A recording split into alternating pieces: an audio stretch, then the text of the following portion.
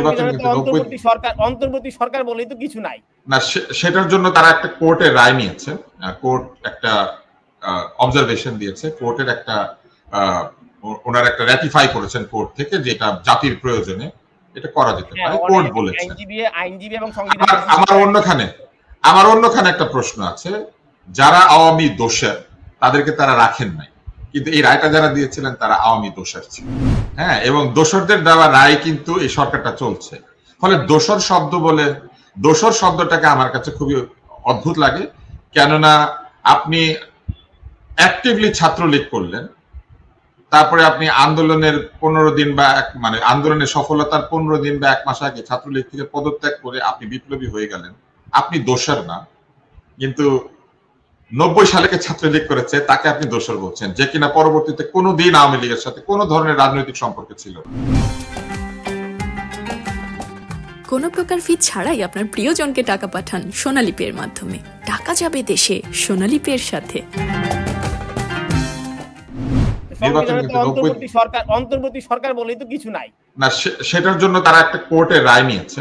Court একটা observation দিয়েছে, কোর্টের একটা ওনার একটা র্যাটিফাই করেছেন কোর্ট থেকে, যেটা জাতির প্রয়োজনে এটা করা যেতে পারে, কোর্ট বলেছে।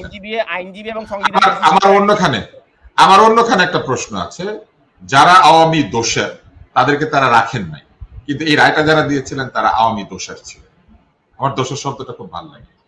যাদেরকে দোষর বলা হচ্ছে তাদের দোষরদের প্রতিনিধি একজন আছে, আমি একটু ওনার কাছে যেতে চাই, আপনাকে একটু যে কোর্ট এই রায়টা দিয়েছে সেই কোর্ট কিন্তু দোষরদের কোর্ট ছিল।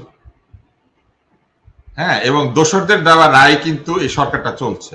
ফলে দোষর শব্দটাকে আমার কাছে খুবই অদ্ভুত লাগে, কেননা আপনি অ্যাক্টিভলি ছাত্রলীগ করলেন, তারপরে আপনি আন্দোলনের 15 দিন বা আন্দোলনের সফলতার 15 দিন বা 1 মাস আগে ছাত্রলীগ থেকে পদত্যাগ করে আপনি বিপ্লবী হয়ে গেলেন, আপনি দোষর না। কিন্তু 90 সালে ছাত্রলীগ করেছে তাকে আপনি দোষর বলছেন, যে কিনা পরবর্তীতে কোনোদিন আওয়ামী লীগের সাথে কোনো ধরনের রাজনৈতিক সম্পর্ক ছিল না। ফলে এই যে ডাইকোটমাস নেচার অফ পলিটিক্স, এটা কিন্তু বাংলাদেশ থেকে হলে সিট পাওয়ার জন্য নানা রকমের নির্যাতন শিকার হবেন, রাজনীতি করতে পারবেন উনি বলে তো কথা না তানভীর, উনি বলে কথা না। ছাত্র শিবিরের সভাপতি বলেছে যে সে ছাত্রলীগ করেছে প্রয়োজনে, কোন একটি নির্দিষ্ট প্রয়োজনে। হ্যাঁ, তো আপনি যেতে চাই, একটু সবাই আপনার কাছে ফিরবো।